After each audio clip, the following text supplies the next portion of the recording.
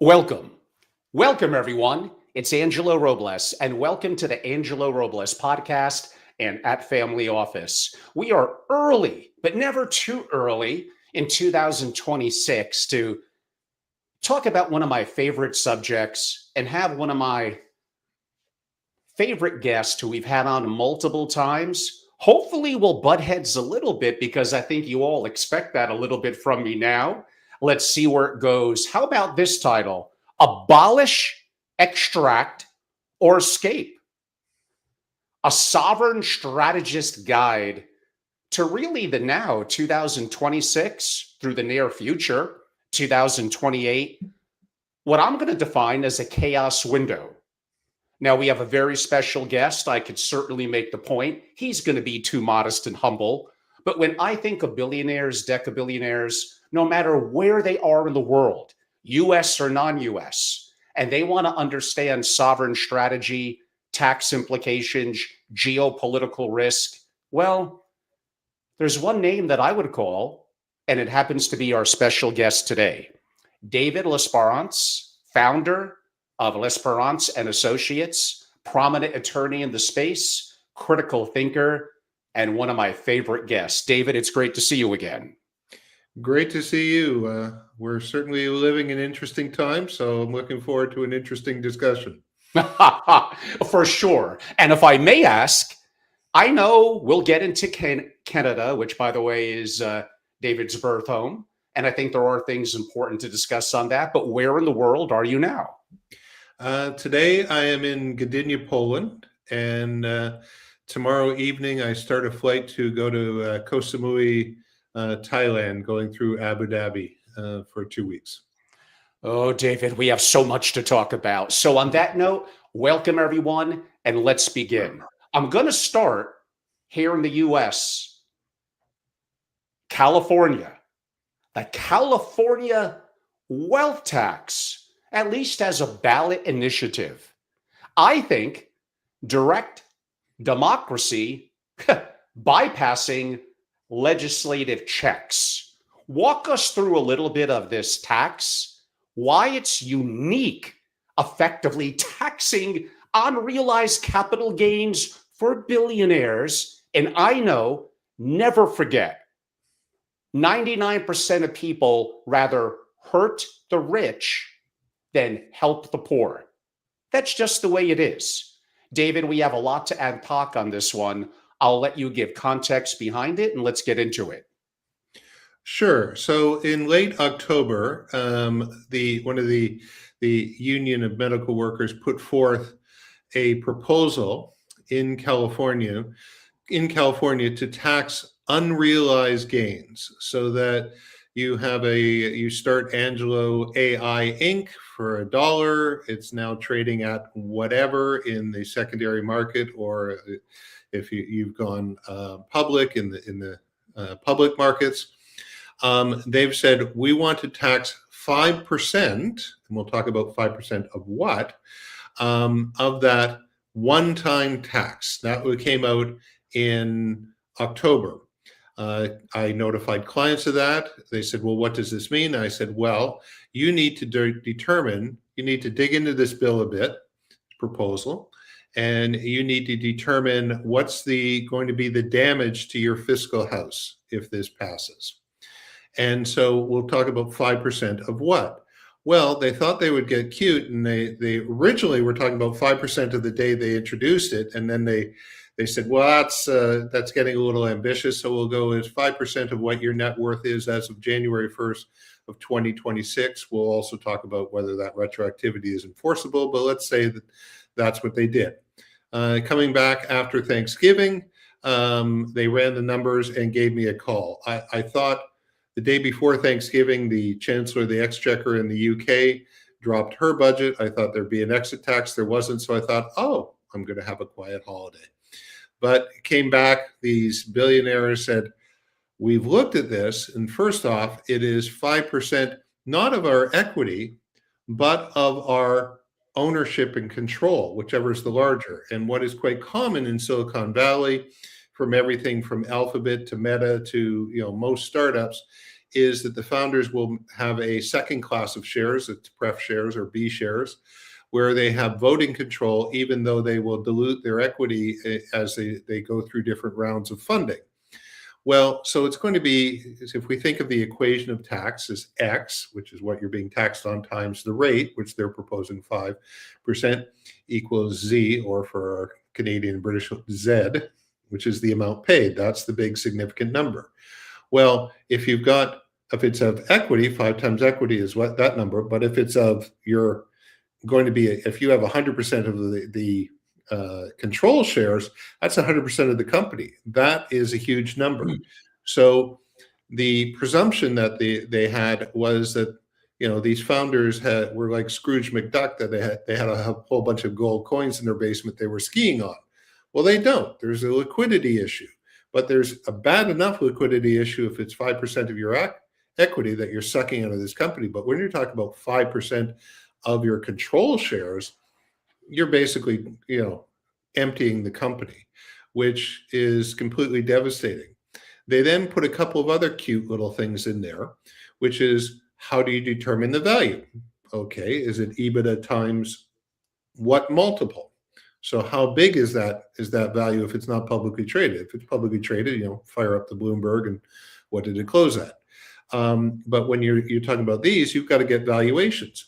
Well, the California Franchise Board is the ones determining this. They've said, well, if the appraiser doesn't give what we feel is a reasonable estimate, we're going to apply a 4% penalty against the appraiser. So now the appraisers are saying, we either want insurance or we're not going to take this case. So it's very difficult. So what happened was, my existing clients came back and said, right, we don't even want to play this game. We're going to get out by January 1st. And so I had 4 multi-billionaire clients who we said, we need to get out by January 1st. And they did. And, there were some, well, it's difficult. You have to remember, at this stage of wealth, they all have family offices. So my char first off was, you have homes in multiple states. Which ones can you sell at the breakfast table that the family can live? You may love Wyoming, but is that where you want to spend non-season in and stuff? And some clients do. And so these 4 clients, 3 of them ended up going to Florida and one of them went to Texas, but it's completely up to the client's choice. They weren't about to go to New York because that would be jumping out of the California tax pot and into the New York tax fire. So they went to states where they could live and where they felt reasonably comfortable that there wasn't going to be a state level taxation or a move to have a similar move as the California wealth tax. Okay, I got multiple questions on that. Audience, a little bit of a heads up. And as some of you know me by now, this will, of course, be a 2-hour discussion. I have a lot of questions and I'm curious. We're going to spend some more time on this. We have so many subjects to cover. I promise you, there's going to be something for you that you're going to get tremendous value at. So walk us through a little bit. It was on some sort of ballot to see if it wants to progress this past November. If you're a California resident, and they're going to be very aggressive going after people that tried, like some of your people, to go to a different state. But if you're there as of 1/1 of this past year, it's going to be retroactive. It's on the ballot for November of 2026. What does it take to pass? Does it just take one more vote, then a break even 50-50? If that's the case, what did I say earlier? People are, of course, going to vote for this. Yeah, absolutely. I mean, I'm constantly asked by clients, what do you think is going to happen? Well, and quite frankly, in today's environment, I don't know what next Monday's headlines are going to be, let alone what the midterms are going to be or the November 2026. So all things you're getting into, folks. Yeah, so I tell clients, what do you think the odds are of the path? The poly markets are saying it's 50-50. But let's say it's a 10% chance. Okay, what the damage is to your fiscal house if this passes. It's a 10% chance. And if there was, so what's the Premium. What's the fire insurance fire escape plan?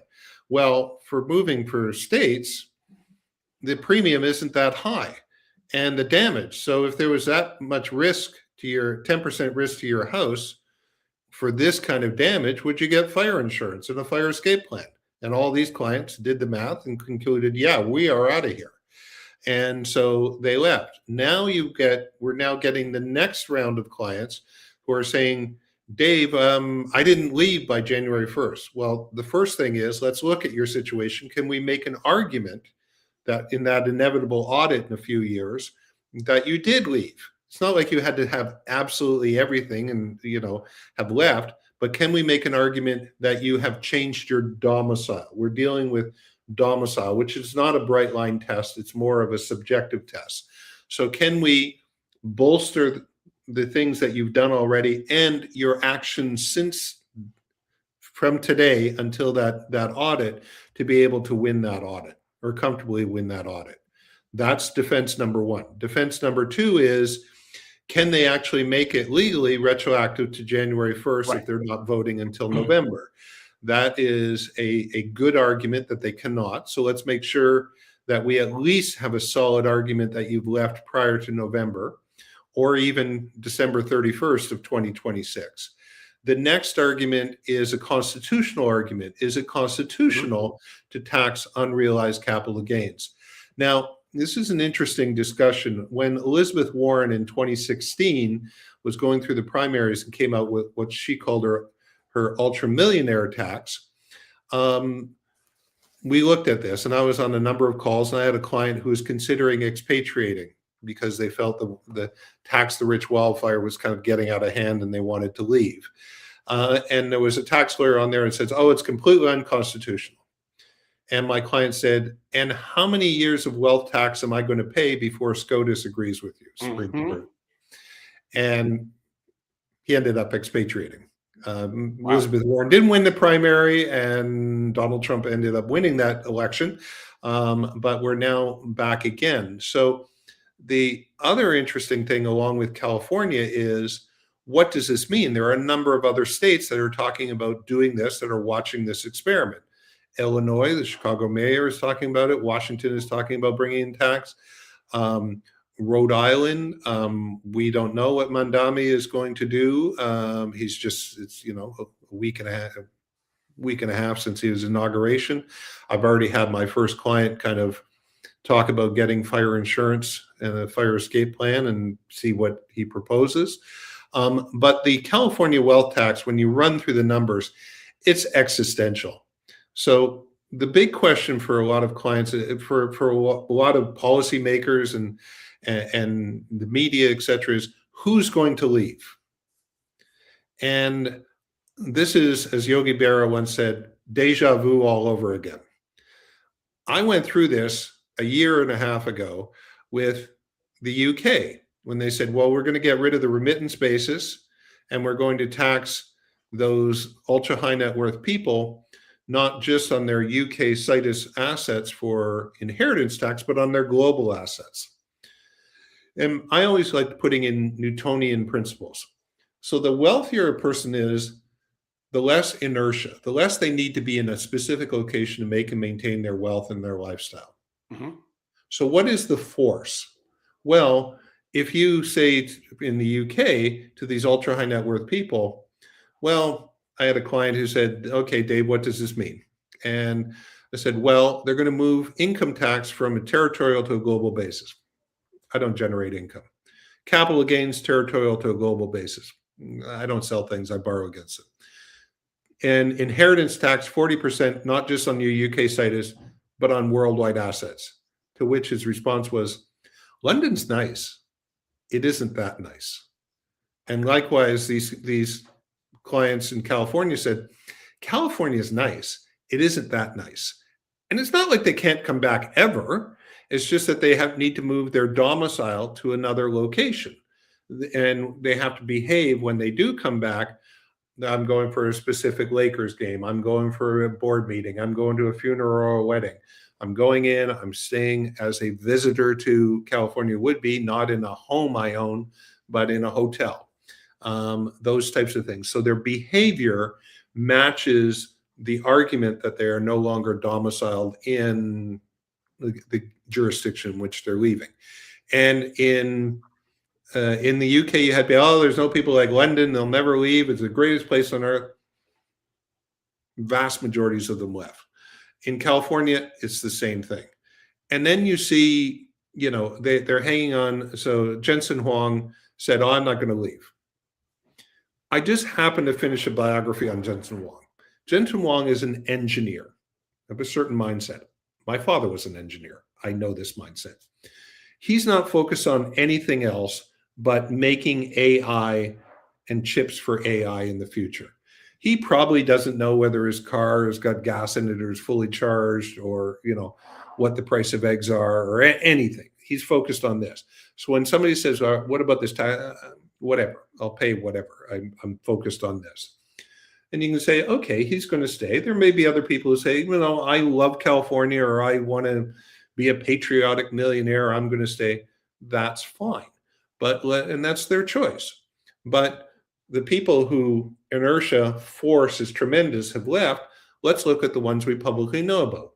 Sergey Brin, Larry Page, Larry Ellison, Peter Thiel. Jensen Huang is worth $163 billion. Those four people combined, that's excluding my clients and people like David Sachs and other billionaires, that is $575 billion that is gone out of California. So pure math, whether you think it's fair or not, the top 38% or the top 1% in California contribute 38% of the revenue. It's just the way progressive tax revenue model works. The top 0.001%, which is the group we're talking about here, they're super golden geese.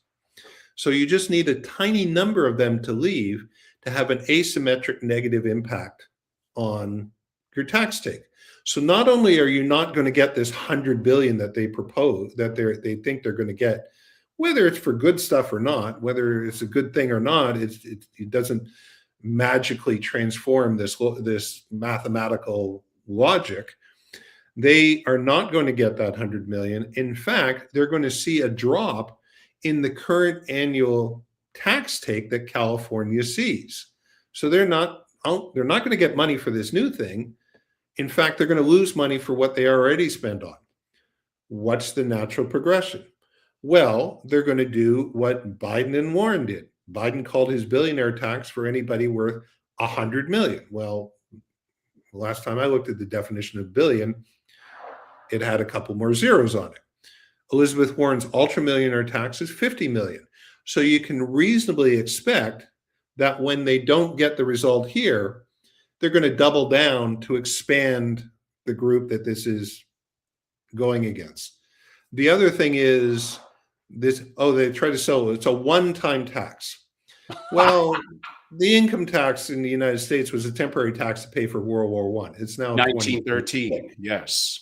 And so there's always going to be some good stuff to spend it on in the future. There's going to be an earthquake. There's going to be a wildfire. There's going to be this that we want to fund. There's going to be that we want to fund. And so my clients, I think it was Palmer Luckey that said on X, what makes it a one-time tax? Because you say so? It's kind of a trust me, bro thing. So my clients, A, are assuming they're going to get the signatures necessary, and B, that it's not going to be one time. David, we have so much to cover. A great question just came in, Xavier. I'm going to get to that in about 2 minutes. To my credit, of course, I'm not going to bring up all the times I was wrong. Years ago, I spoke about there will be a day, and it won't be that far in the future, where unrealized capital gains of the super rich will start to be taxed. Now, I can't say it's officially happened yet. There was words of that with Warren, with Biden's administration, and obviously much stronger now, at least for California. It's almost only a matter of time. And the stupidity, the key word is unrealized capital gains, which means I could pay a tax, in this example, on unrealized capital gains, And then I go to realize the gains, the stock or whatever it is went down, and I got a double whammy. It just makes no sense. And you hit the big one. I know many people are going to say it's the billionaires. Yes, I know Angelo kind of represents them, but I could still be a really successful entrepreneur and probably never have to worry about it. You don't think this is going to trickle down. You don't think that it's going to spread around the country. I got a blue wall behind me. I don't know why, but I don't know. I like blue, but the blue states are not doing so well fiscally, and there's no question they're going to look at this. Now, what happens when there's a brain drain? You mentioned some people going to Texas and Florida, some prominent names, Elon a couple of years before, that employ people, that build incredible companies, that support philanthropic endeavors. Like, there's a lot we could dive into here, David, and it just shows, unfortunately, how I felt a couple of years ago discussing these issues and mitigating risk for families, that we're in really trying times. I have one question that I think is a follow-up relative to 2026 midterms, Mamdani, and even 2028. But such a good question came in from Xavier that beat me to the punch by about 30 minutes. And I'm going to ask it. The conversations around taxing unrealized capital gains, coupled, and we'll get to Maduro, Venezuela, and maybe I heard wrong, but I don't know, gold from him and assets in Switzerland being frozen to be returned to the people, which may end up being the right call. My only question, could it go through some level of due process? I don't like the idea a couple of years ago of the US seizing the oligarchs' money. I don't like this idea. Are some of these bad people? Yes, but let it go through a level of process first. I am an extreme freedom advocate. I don't like using the power of the US and the dollar from this perspective, bullying other countries and basically freezing out access to resources from people. Now, I know they may be really bad. I understand that. I still don't like it. Maybe I'm wrong, David. You can impart your opinion, or like you're better than me at just simply telling the facts. Well, there's a huge question here, and it is, if we put it back into, would you rather let one bad person escape justice but put to death, an innocent? Would you rather let 10 bad people escape justice, or have one innocent person put to death? And the presumption has been in Western culture, in the rule of law, is that no, you would rather let some bad people go rather than harm innocent people. So it's an innocent until proven guilty. Likewise, this is bad money until this is bad money until proven innocent, reverses that, and again just kind of sticks against the way I maybe was trained as a lawyer, or just generally the society that I was brought up in. That it is done, and I get, with the speed of movement of assets, these are decisions that can take, you want to move. If you're going to freeze the assets, you need to do it quickly, but it's a question of, are you going to freeze the assets? And in today's world, it was very difficult in places like Switzerland. And if people don't feel they have the rule of law available to them, then they take the rule of law into themselves. Hence the movement into crypto. Hence the movement into, precious metals and diamonds and things that people can have physical control over.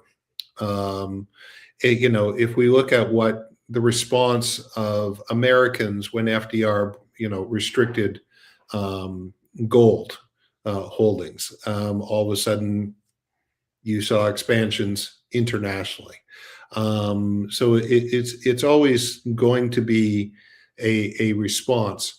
And I get it. It's completely understandable. In fact, it kind of aligns with my personal belief and training that money, just as people, should be innocent until proven guilty.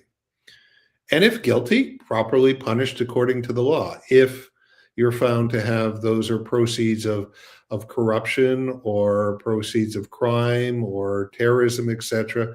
But it has to go through the process of doing that. It shouldn't be presumed to be that until you can prove it's innocent, Now, I which know some unfortunately people is would a lot say of we have what's going on. various federal and civil state forfeitures here in the US. And we're not going to dive deeply into this. It's a deeper discussion on sovereign risk that you're taking away the resources of people to properly defend themselves, Absolutely.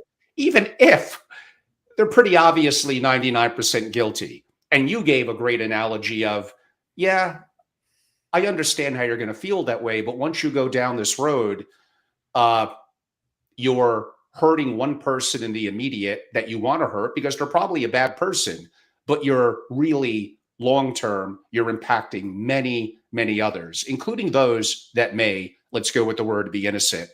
I think a follow up question, and again, we have so many subjects to cover. Uh, we are not that far later this year from the midterms. My God, how they come up so quick. And I don't mean to make it left and right. I grew up a Democrat, and there's many Democrats who I respect, and I'm open-minded. I'm not tied down by one ideology. But the Democrats have elected to go extremely, some would say woke, some say it pulled back a little bit, but the pendulum swinging with Mamdani, the rise of AOC, Gavin Newsom, it is extremely far left in my perspective. You could debate me. However, poly markets are probably going to say that the Republicans are in trouble come November. Now we have a long way to go. I don't know. Maybe Trump does something amazing in tariffs on something with the IRS, on people getting stimulus checks. I'm not saying I agree with that, but people do vote sometimes with their pocketbook. There are lots of things that can happen. But as of now, it does look a little challenging.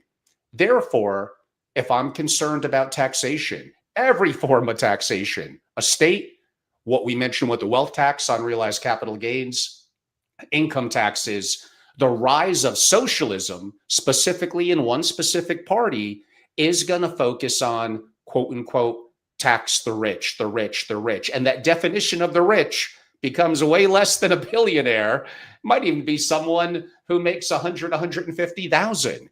Therefore, how do you help your entrepreneurs, your families? And I know I'm trickling this down below family offices to understand some of the nuances at play here relative to looking at the upcoming midterms. So one of the things is I'm a Canadian. I'm not an American. I grew up in Windsor, looking, at the United States. I'm not saying I'm de Tocqueville, but I've been watching the American experience my whole life. I probably spent more hours than is healthy watching Ken's Burn documentaries. I rode The baseball one was good. 8% in U.S. history and undergraduate into law school. So, but I don't have a dog in the political fight in the U.S. So, I was once told by somebody that I look at the world like Mr. Spock from Star Trek. My kids gave me a little squawk. And she was trying to insinuate that I didn't have any emotion. I took it as untrue, but aspirational, that I look at the world as it is, not how I wish it was and how I think it's going to be, not how I wish it was going to be. One of my clients called me Lesperance. And so when we look at, you may not like particular policies of the current administration, and that may have you vote one way or another. But if again, on the odds, I don't know what's going to happen in the midterms. I don't know what's going to happen it's a wildfire. It's called a wildfire for a reason. The political winds are blowing it all over the place. So I tell my clients, what would you put the odds that the Democrats are going to hit the trifecta in majorities in both houses in the presidency in November of 2028? given the political volatility right now, it is not zero. So if that happens, you may particularly like certain policies that the Democrats bring in, but you have to know that the ranking members in the Senate are going to be Elizabeth Warren and Ron Wyden, and you got to know who's going to be in the Ways and Means Committee at the House. That's going to be Ro Khanna, AOC, and Dan Goldman. We are in trouble, folks. Well, and what will they do? Well, just look at their websites to see what they're going to do. And so I have clients who are saying, not only am I going to get fire insurance and a fire escape plan to move from California because of the immediate risk of this wealth tax, I'm looking further afield. I'm looking down beyond the road. Now, we can execute with the help of family offices a move from California to Florida that's defendable in a couple of weeks. In order to get you out of the US tax system, that is a bigger lift. There are more things that we need to do. You need to have another citizenship if you don't already have them. I have clients say, oh, I've got an Irish grandmother. Well, it's not like you dial 1-800-I-AM-IRISH and the leprechaun delivers the passport to you. There's a process. Do you have the documentation? That file is going to sit on somebody's desk in Dublin. You're eventually going to get that. That takes time. I was just before the holidays traveling and negotiating on behalf of some clients citizenships by merit in Europe. They may not live in those countries, but as an EU citizen, they've got a number of different choices. They can go and live flat fee in Switzerland or in Italy or in Greece, or those are lump sums, or a remittance basis in Ireland or Malta or Cyprus. Lots of choices. They can move to New Zealand. There's no capital gain. There's a number of different places and choices that they can move to in a fire escape plan. But you need to have the fire insurance of an alternative citizenship to leave the US tax system. And you need to have a fire escape plan, which again, you can sell at the breakfast table because tax percentage income, divorce is a percentage of capital. So it's got to be a plan that you can live. So that's the bigger risk that now the clients who are awakened to the immediate risk in California are sitting back and going, oh yeah, that's less than 3 years away. That's a lot more things I need to do, not only in getting citizenship, but in reorganizing my, there is an existing section of the code, section 877A, which is an exit tax upon expatriation. And so, is that constitutional? Again, we haven't had SCOTUS opine on that. The Moore case, which people may remember from last year, was not exactly on point, and Justice Kavanaugh avoided making a direct decision on that. So, taxation of unrealized capital gains right now sits there. There was a potential constitutional challenge to that with Roger Ver had brought up that. Unfortunately, for those of us who wanted a legal determination of that, Roger Ver, who's crypto Jesus, or Bitcoin Jesus, I guess, he made an agreement with the DOJ and the IRS and agreed to pay a fine and things, and dropped his case. So we still don't know. And so clients are preparing for that possibility. And again, for the wealthier clients, and you don't need to be, again, Elizabeth Warren's talking 50 million plus. So for the clients, oh, I'm not a billionaire, I'm only worth 100 million. You're already in her sights. And if she gets it passed, all of a sudden, maybe it's going to be 25 million is considered, Well, I don't know, David. It may be 1 million less than whatever her net worth is. And I guess she's one of the world's greatest stock pickers. Her net worth is going up quite a bit. Yeah. Well, I won't get into Nancy Pelosi's also, she's going to probably be replacing Jim Cramer pretty soon.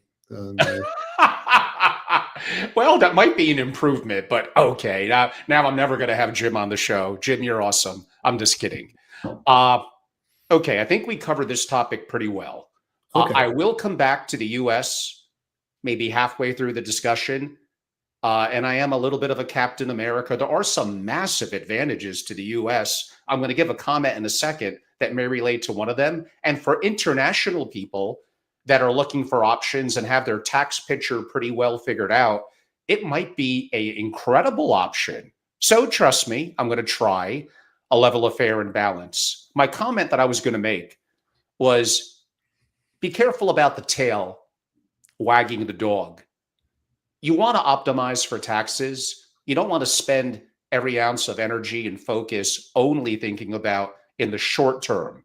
What you want to really optimize for is survival of your legacy and your capital effectively across centuries, multiple generations. In today's world, maybe I got to knock that down to 20 or 30 years because AI is changing everything. So there are strategies you could do, especially before your stock or your wealth really takes off. There's certain strategies in private placement insurance and foundational work that you could do with foundations, even in the US, which is more onerous, that could be very beneficial. You have to plan. And by the way, you got to pre plan, which means it's going to take some time, energy, and capital. If you're a little early, you're a little early. You spend some time, energy, and capital. If you're too late, you may lose everything or a much greater amount. David said something similar more eloquently. I just wanted to put it to you in a little different way. Now, on a slightly aspirational note, David, and I do not mean this tongue in cheek, audience, there have been discussions by Trump, very light. Do I think it's going to happen? No. Is it worth us putting on the table and spending a couple of minutes to dissect? Yes. It's a little bit the opposite, to some degree, of the earlier part of our conversation at Kickstart today. Is it possible? Again, Trump has mentioned it. Could we abolish the IRS? Could we rely on tariffs, sales taxes, VAT, tax robots in the future? Think of other creative strategies. Now we have massive deficit. I get it. Wicked expenses. Trump is raising our military budget by a massive amount of money. I just don't see this happening. Now, this could bring us into a creative discussion on printing money, macroeconomics. Will it all matter if AI really takes off? Look at the US GDP the last 2 quarters. But I don't want to bog it down into an overly macro discussion. Sticking to the topic at hand, what do you think, David? 1913, the IRS was established. Practically every country has some variation of it. Do we really need it in today's world? I'm going to give you the what I would like to have, and then I'm going to give you the Dr. Spock or Mr. Spock answer. So the current tax code, which is enormous, I think it's 76,000 pages, and then there's the regulations. Is a bit of, if I get it right, the Rube Goldberg machine. It started off and it was created when the code was created, at the end of the First World War, the current version, and that's built on. It really was at a time when many people were employed. There were employees, source deductions were there. There was tariffs that were in place. This is, Smith Hawley was increased that in a period of time, and it was applied against a small enough number of people where it was manageable by a tax collection agency, the IRS. Since that time, it's been used for everything from social changes to support new programs that came in the New Deal and GI bills, and we all know the history of the 20th century and into the 21st century. We've seen it evolve, and it is no longer fit for purpose. The U.S. never developed what a lot of other countries have, which is a federal sales tax or VAT tax, which is a slight variation on a sales tax. And And so the problem, and so would the United States be much better with a VAT tax, which is a consumption tax and works its way through the whole supply chain, and apply it to both goods? And the other thing is, now a lot of revenue is from services, intangibles, as opposed to widgets, intangibles. Yes, I absolutely agree that that would be a much better model. Now, Mr. Spock steps in. The reality in today's world is there are so many people, entities, corporations, individuals, lobby groups who have particular benefits from some element of the current system that it's going to be a lot of headwinds to make that happen. It was pretty dramatic what Trump did with tariffs, but I just I won't get into taco or whatever, but it's difficult to manage. There have always been tariffs of a sort, but this was using it in a completely different manner, and so I think he's going to have a lot of difficulties. We're soon going to find out whether he has the power to do it unilaterally or whether that is a congressional power. That'll be a Scottish decision that we're all anxiously waiting for.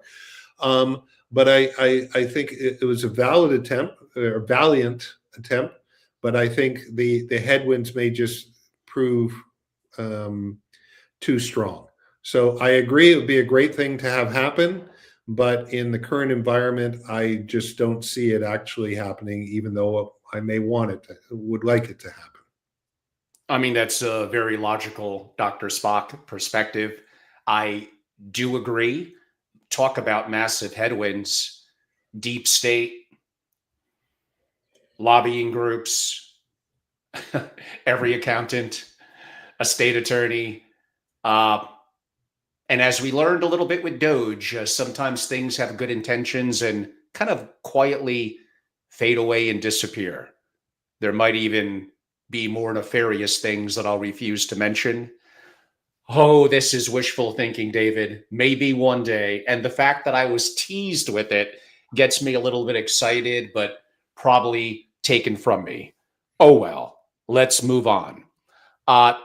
I promised I would come back a little bit indirectly to some US things that are maybe arguably slightly more positive than what I mentioned, probably a little sooner than I thought.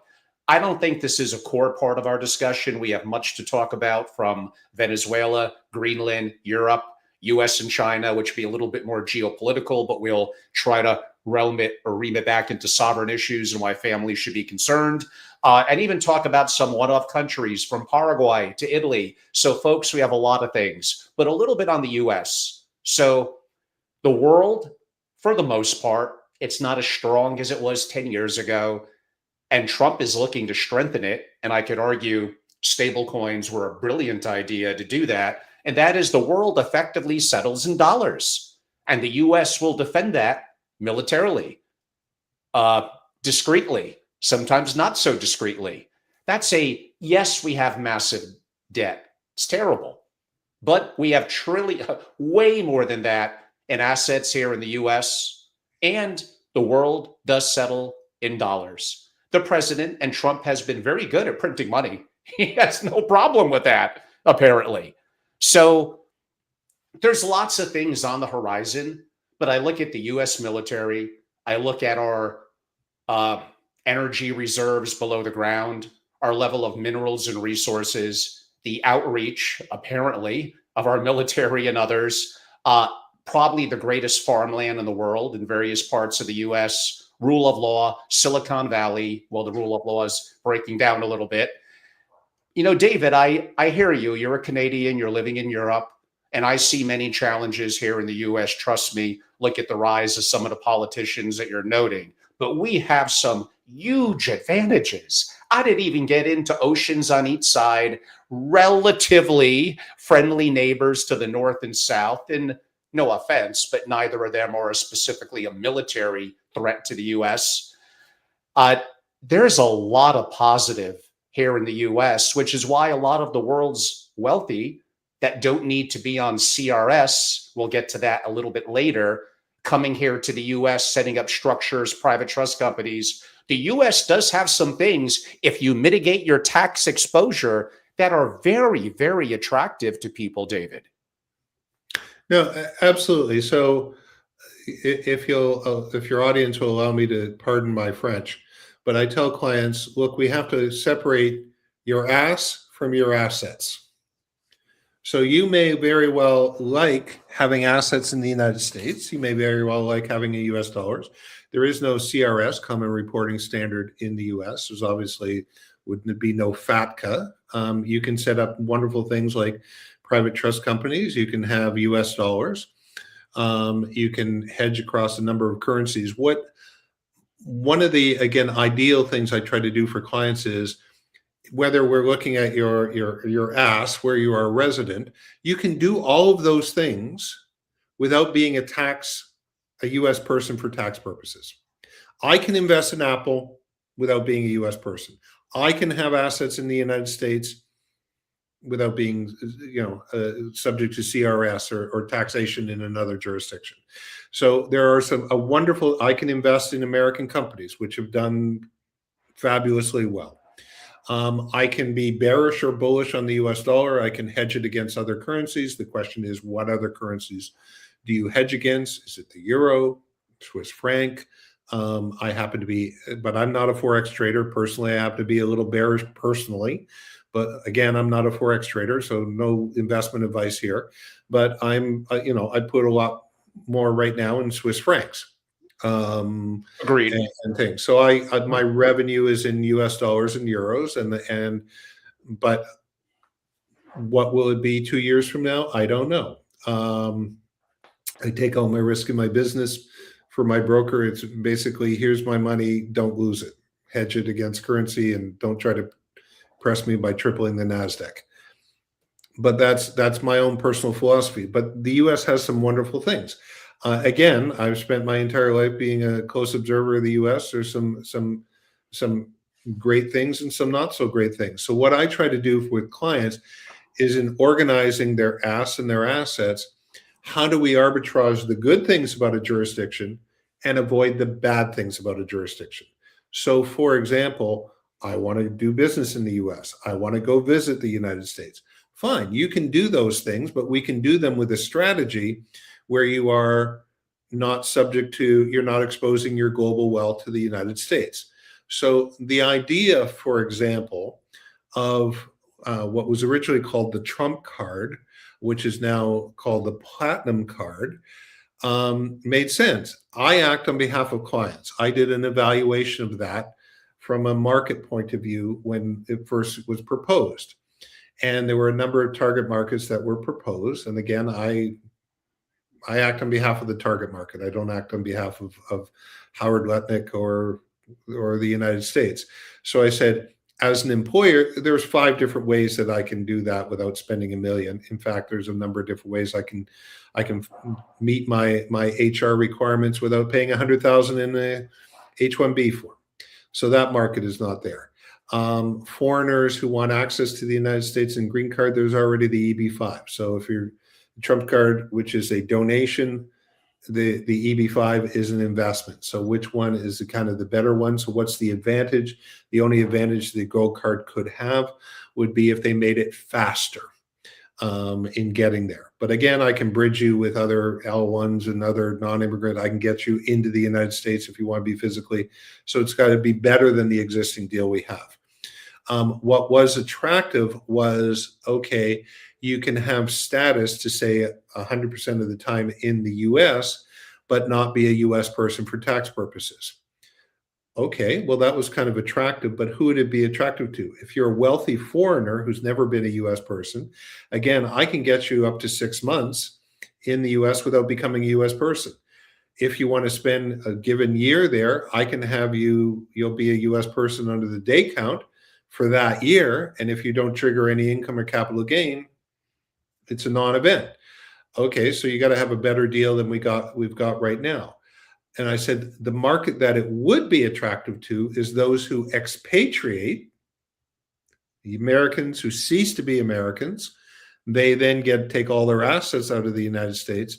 They then come back into the United States. They don't have to overcome their life inertia. Life is very familiar. They just don't have a US passport anymore, but they have their full life in the United States. The latest version of the Platinum card, I don't know if somebody was reading my analysis, but they excluded that market. So there isn't a market. Now, the reality is, despite claims that they've sold 1.3 billion of them, they've never passed the necessary immigration, let alone the tax code changes for that. So it's not there. So there are some good things the U.S. government is doing. They just announced today a complete freeze for 75 different countries on immigration processing. And the reason that was given for that is they wanted to stop people who were going to come in and go on welfare. Okay, well, that's a potential drain on the economy. But what you've done by just saying all nationals, what you've done is also exclude all the economics. So the EB5, foreign direct investment, the E2 that's doing investment, the L1s, which are senior intercorporate transferees, you've stopped them. So you have lost a specific economic benefit in an attempt to possibly stop welfare fraud. Or welfare, or people draining on welfare. Well, have you thrown the baby out with the bathwater? Time will tell. So the United Kingdom did the same thing. They had a golden visa program, which was called the Tier 1. And they said, well, some bad people got in on that, and they were pointing kind of to the early Russian oligarchs. I won't name any names because I don't want to slap suit against me. But and they said, oh, there were bad apples that got into the barrel. Well, that was because they weren't doing proper screening in the early days. They changed all that in 2016. But later on in 2023, they closed 22, 23, they closed the program saying, oh, and they pointed on the bad apples. Well, you fixed that problem 8 years before and things. And now I've got people who want to come into the United Kingdom, Americans, for example, but we haven't got a clear path. So they're again exploring bringing in a proper path. So countries, I co-authored a book, and we're just about to launch a new version of it called Flight of the Golden Geese that I wrote with a London School of Economics professor emeritus, where we said how the 1% affect the 99%. You may be jealous of them, but when you've got revenue models for your countries and let alone philanthropy and job creation and capital and entrepreneurial spirit, which is dependent upon that 1% to fuel your country moving forward, you bring in policies that are not only don't attract them, but actually scare them away at your own peril. It's the march of folly. That's quite a bit there, David. And some in the audience have noted, and it's David would be fluid enough in this, but we could be 4 hours. I will have other discussions relative with a Tom Handler, Josh Becker, and other prominent U.S. estate attorneys with a global flair in terms of, as a U.S. citizen, from an estate and asset protection perspective, what to do onshore, and absolutely what you should be doing offshore, and why Nevis, Cook Islands, potentially, although I'm getting a little concerned, assets held in Switzerland, Bitcoin, gold, various structures are, that's a subject for a different time, somewhat interrelated to the things we're talking about, but I have to keep it relatively condensed at 2 hours. I will add, some of these things will be discussed in instant response simulations live in Miami on January 26th. If you're a family or a family office and don't yet know about what I'm doing there, simply reach out to me, assuming you're not watching this after the fact. But this is going to be a subject we're going to have a big focus on this year, so there will be others. And I would state that Puerto Rico, for a U.S. citizen, I would state South Dakota, for a variety of various trust perspectives, especially dynastic, are very, very powerful tools, including a private trust company. But again, maybe a subject for a bit of a different day. David, I think the CRS thing is kind of important, and many may not be familiar with it. So this will also relate to you commenting on FACTA. So if I had to give a comment, the US forces every foreign bank to report Americans' accounts or effectively get cut off from the dollar system. But US banks and institutions, like we noted, do not report foreigners' accounts back to their government because the US, thank God, never joined the Common Reporting Standard, known as the CRS. We're not the only country.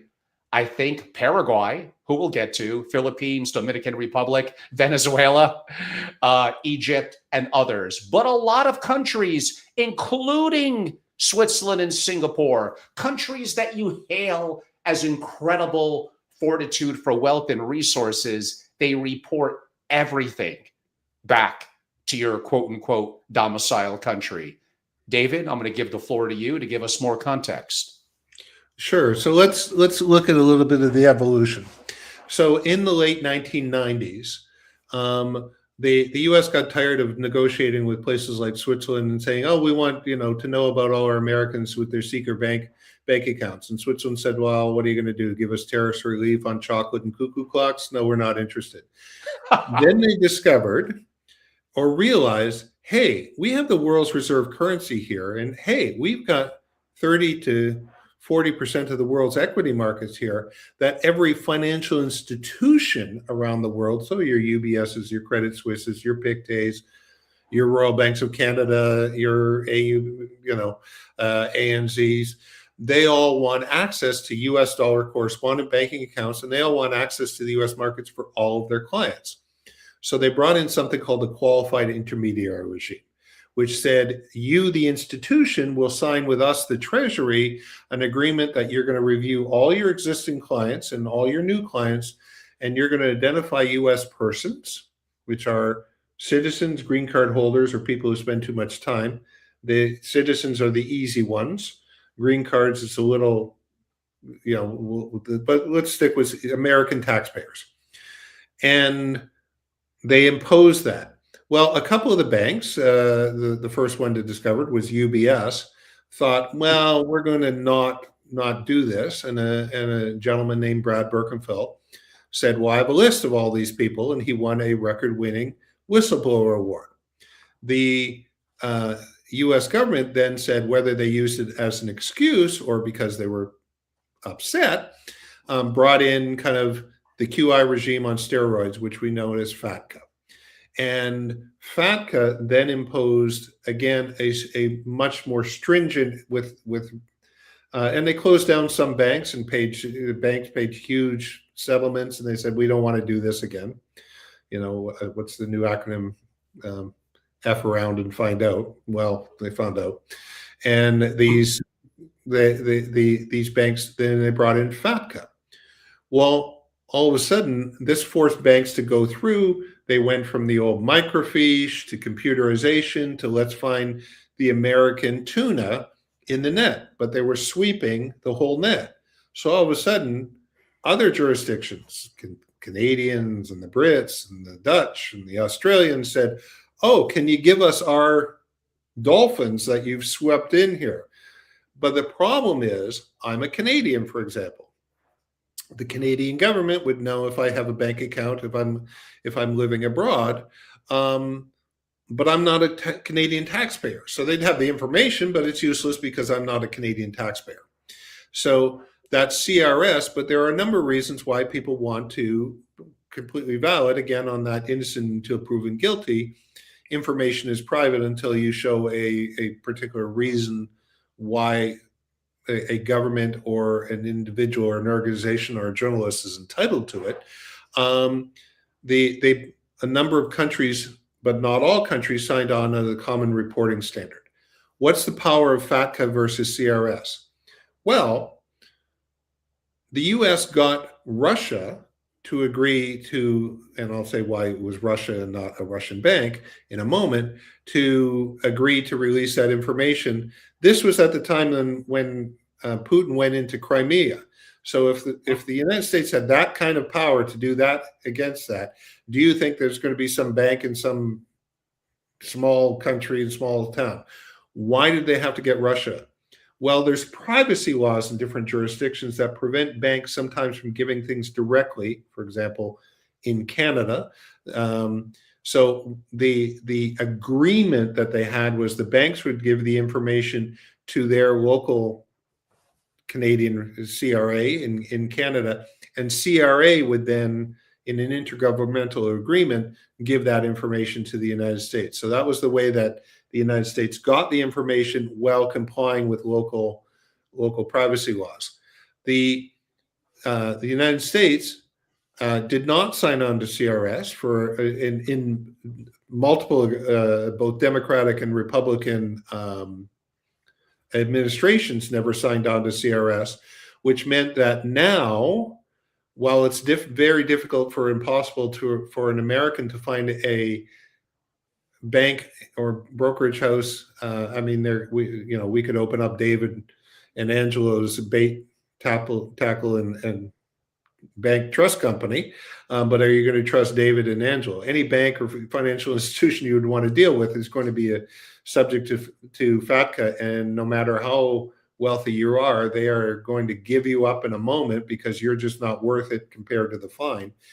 But for CRS, the United States takes in a lot of foreign direct investment into the United States for the simple reason that, if you are a South American, for example, it's not really the tax authorities you're worried about. It's you don't want people to know that you've got money because all of a sudden, magically, you are going to get a ransom note for that exact amount. Same thing in China, where the government ransoms you with exit bans, and now I've had some Chinese clients who the Chinese government got that information about their foreign bank account not through CRS, but through spying, and who were nicely told, we want you to make a contribution here to the tax authorities for this specific amount. I had a client say they quoted my exact amount in my account in Singapore. So. Wow. And yes, I know the CRS gets a little dry for some of you, but it's very important to understand, and an advantage that the US does not report. Another subject we could get deep into in banking, but David, 2 hours I could do 6 hours with you, and maybe some of the audience would like that too. But in keeping things going, I'm going to turn some attention to Europe. Now, my audience knows I have sometimes been critical, and there are some positives. I love to go there. I love parts of the culture, the food, the fact that generally people are in better shape and more aware of their health. There are huge advantages. I do understand that. There are things, though, that I find very, very frustrating from an American looking in, maybe ignorance, you could say that. And David, I think, being someone who's from North America, has lived in Europe for many years, is very fluid in the issues that we're talking about, from sovereign to lifestyle to tax, is the perfect person. And I think we're going to have some disagreements. But David, let's see where it goes. I'm going to start with a country that you mentioned several times a little earlier in our conversation. One that at one time was, well, the sun never set on a UK or a British empire or dynasty. And I look at the UK now, and to me, a lack of unifying culture and morality. Now, I get it. As an American, I'm so used to liberties and freedoms, I could effectively say what I want to say. There's no way that I could do that in the UK. Actually, I think, well, I'm not a big enough person, but in theory, like, I'd probably be arrested. I could do a retweet of something that seems so innocent. And the perspective of how I see how the UK has changed since I first went there and over the last 20 years, I'm shocked. So when you say earlier on when we were comparing it with California and the challenges of both. Oh, UK, don't worry. Angelo has no interest in going there to live. That doesn't mean there's not great people I don't want to visit. I would rather live in California. Better weather, better food, and I'm in American territory where somewhat I could say what I want to say and have personal freedoms. I am disgusted. So I'm going to use a little stronger words of what I see happening in the UK. I think they're going to have a more balanced approach than me, but why don't we start there? Then we'll move to some other countries. Well, as an initial comment, when we talk about Europe, there is a in Brussels, there is a European Union that does have some rules that are across Europe, but that would be a relatively minor number. So you have different jurisdictions within Europe which will have different rules on everything from banking to taxation to citizenship to all kinds of different things. So Europe is got some commonality, but lots of variation. So I don't, if you've got any British listeners here, whether we call the UK post-Brexit Europe or not, let's include it in, this side of the Atlantic. And the United Kingdom certainly has a number of different governments that have changed. Currently, the Labour government is bringing in certain rules, particularly you mentioned on freedom of speech, that are different. And you have to understand that there isn't in the United States, you have a written constitution. I understand. In Britain, the constitutional rules are a collection of decisions and legislations that have been made and constantly varying. So there isn't a First Amendment, for example, equivalent if we're talking about freedom of speech. So that is something that is varying. And that's hard for me as an American to wrap my arms around, but I do have to be respectful. Each country has different rules, so I do understand that.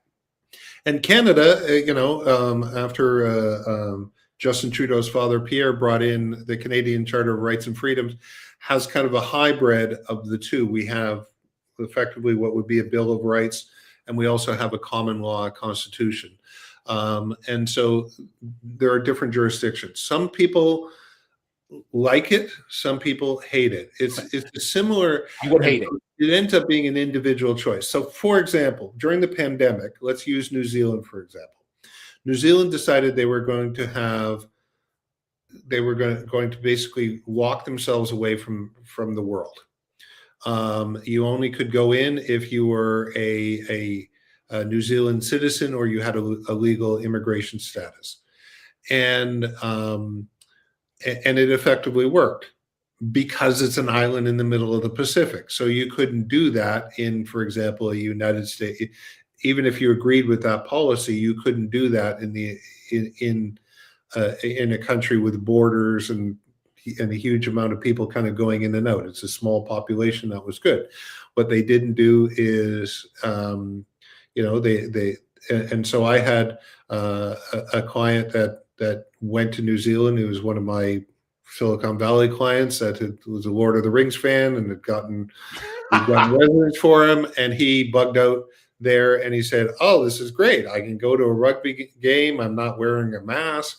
I'm sitting in outdoor cafes having a beer, and this is great." Some people, hated that. So it's all a preference. They felt it very restrictive that you had certain rules. The right to bear arms is got different rules in different places. So there are places that I personally wouldn't live in, and there are places which other people love.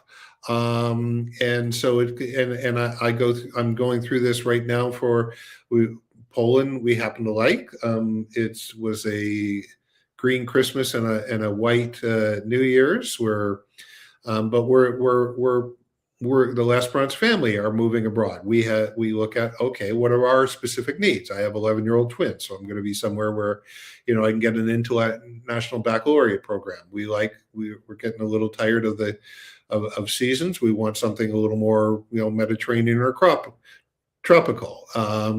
I have to think about where I am with regards to time zones and clients. Lifestyle, cost of living, all those things. So we've looked at Madeira in Portuguese territory. We looked at Cascais, which is a place just outside of Lisbon. We looked at Bermuda. We looked at Tulum, Mexico. We're off to Koh Samui in Thailand in a few days. Working at Buenos Aires as another jurisdiction, all of which, are things that are possibilities for us, but may not be appropriate for other people. So the United Kingdom is attractive to some of my clients because they like some of those restrictions that you don't like. They I don't get it. They're going to buy the homes for my non-doms who left at a discount. They want to be in an English-speaking place, so they won't go to another country where the population doesn't all speak English. They like theater. They like certain things. It is, I will say, not a majority of my clients, and I probably take a lot more people out of the United Kingdom than that want to come in. And they should be members of my SFO continuity, my private membership group, of course. I'm going to stay on that a little bit, go in a little different direction, and back to what we spoke about a little while ago. New York with Mamdani, a charismatic politician, I'll give him that, completely despised his policies. Socialism never works. Reminds me a little bit of London from maybe 15, 20 or so years ago. With some of the politicians you mentioned before of tremendous rise in the Democratic Party, their socialism and the Mamdani playbook has kind of worked. Now, it worked for New York, meaning to win an election, but New York is going to skew to that political bent anyway. So a little misleading, but nonetheless, a rise of quote unquote socialism. Now, I get it. You probably don't want to be a specific commentator or geopolitical strategist, but I'm going to throw you a little bit into that. And the next country we're going to bring up after this is going to be Spain. That's also going to be a little bit of my crosshairs. Not the countries you mentioned, but let's not dive overly too deep into that. We don't have time to go over everything. Now, when I mention this, oh, Angelo, but I hear you, and I think you're partially right, but how about Norway? Well, okay, let's go talk about Norway. Norway is a homogenous country. Norway has 5 million people. Greater LA has 15 million. It's a tiny, homogenous country. Oh, and how could I forget? Incredible oil reserves, sovereign fund. I don't know if on paper, technically, everyone is theoretically a millionaire, but kind of. It's very, very unique. You're singling it out. Oh, and by the way, where's the innovation? Where's the entrepreneurs? Those that are there will usually come to America. It's a slow death. It may be a nice slow death. Now, again, is Norway going to fit into what you're talking about in sovereign work you do with families? It might, because it's very high taxes. So why not? We'll throw broadly, if you wanted to comment on the rise of socialism, how New York is a little comparable to London from a couple of decades ago, and why people bring up Norway when the reality is, I think I defended as to why that's very misleading and really not optimistic to the long term for a variety of reasons. So Norway has seen an exodus because they brought in a wealth. Thank you. And again, that liquidity thing that we were talking about with regards to California, a lot of entrepreneurs said, it's a private company. It's not like there are people lining up to write me a check so that I can, sign it over to the tax authorities. I have to leave because I just cannot afford to pay this tax from a practical viewpoint. And so that a lot of them left. I live in a port city in Poland, so we have daily vessels that come from Sweden and Norway right here that land about 2 kilometers away from me here. So we get a lot of that traffic, and so a lot of the people in shipping and mining that do not need to be in a specific location to make and maintain their wealth, they've left. It's just like like Larry Page and Sergey Brin do not need to be in California to, make and maintain their wealth in Alphabet. It's not like they're, swinging in the office in Palo Alto every day and checking over people's, software. Likewise, these people, own shipping and mining and all, various things. They don't need to be there. So that's where you saw a big movement. So John Fredrickson, for example, was a wealthy Norwegian that went to the UK. When the UK became unattractive, he's now moved to Switzerland. And so what is Switzerland? Why would Switzerland and Italy and give a better deal? Well, these are lump sum jurisdictions. So let's look at it's, canton to canton varies slightly. But Italy, for example, they just upped it to 300,000 euros.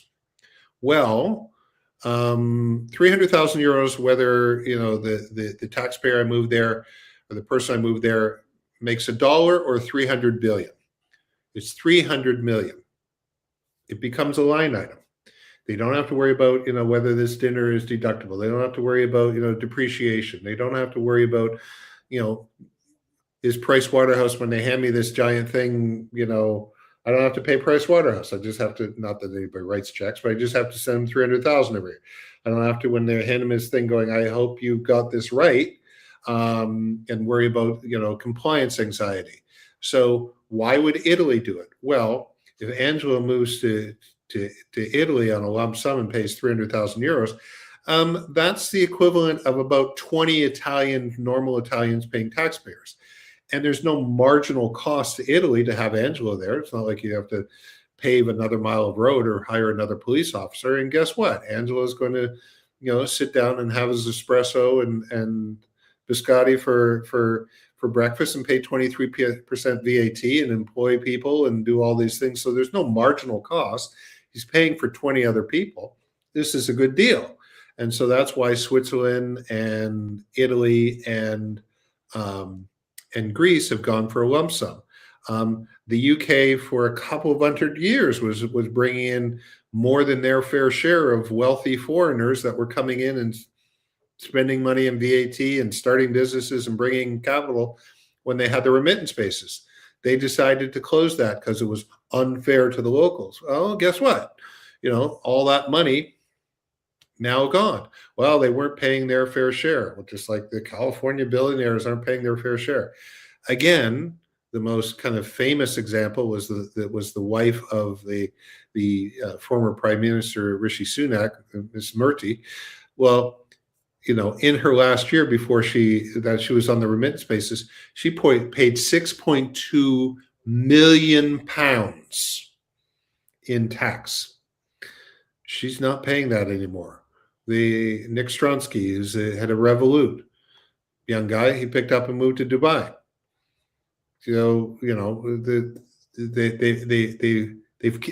They've killed that. Now family offices are actually moving out of the United Kingdom. So all those employees are moving out. When you move out of the United Kingdom, I've got, as their advisor, I'm telling them, look, that money you used to give to UK philanthropies, don't do that anymore. Give it somewhere else. If you love cancer research, now you're giving it to some other organization than a UK cancer organization. So they're not contributing tax. They're not putting capital into businesses. They're not spending money. They're not doing philanthropy, all because they thought, oh, this is unfair. Okay, I guess you've reduced inequality because you've now brought down everybody to an even lower, good job, but you haven't got money to pay for government services to fulfill all these promises that you've made to the voters. David, there's probably about 10 countries. Maybe we'll go a little round robin. The first two, we'll maybe give a little bit of extra love, 90 seconds or so each. And the other ones, I think we can move through it quickly. I still want to get to Canada, Venezuela, Greenland. So there still is multiple subjects to cover. I did promise I would come back to Spain, partially, indirectly, some of my cultural heritage, amazing country, beautiful, great food. But I don't know. They control the amount of money I could take out of banks, massive capital controls, a socialistic country. Marabella, beautiful, so sunny, so awesome. The government is in debt, bleeding entrepreneurs, a socialistic country. Yeah, I guess what? They're part of the EU. So, but they really got debt, not prosperity. They lost, in my opinion, monetary sovereignty. So again, this goes back to me, a little bit of an issue with Brussels and socialism. And I know it sounds like I'm throwing Spain under the bus. I'm assuming you probably don't have a truckload of rich, successful people that you're looking to get into Spanish citizenship, but I might be wrong. Well, they can get citizenship, but they don't have to live in Spain. So the citizenship, because the U.S. is fairly unique, whether you think it's a good thing or not, of having citizenship-based taxation, with all due respect to the few Eritreans that actually pay a relatively small fee should they actually want to do something in Eritrea. So the U.S. is the only one with citizenship-based taxation. They own it. In fact, we're one of the few countries which say if you have an immigration status, in the U.S. they call it a green card, or resident alien status, you're a U.S. person, you're automatically a taxpayer. Everybody else says if you spend a certain number of days in our territory or you have closer connections to our territory than somewhere else, you're a taxpayer. So you can get Spanish citizenship and go and live in Italy on a lump sum, or go live in Malta on a remittance basis, because you've got that right. So that's one of the benefits. Now, people moving into Spain as a place to live, you're right, it's beautiful. It's Mediterranean, Barcelona is a fabulous city and all those things. But you can visit there, not spend more than 6 months there, enjoy all the benefits, arbitrage, get all the benefits of Spain without having the bad things, the currency controls, the taxation, etc. So getting Spanish citizenship is actually a great thing. Becoming a Spanish tax resident is not. Just like, investing in the United States and spending time there is a great thing. Becoming a U.S. person for tax purposes, again, maybe not. And that does lead into a country you briefly brought up and just mentioned a couple of seconds ago.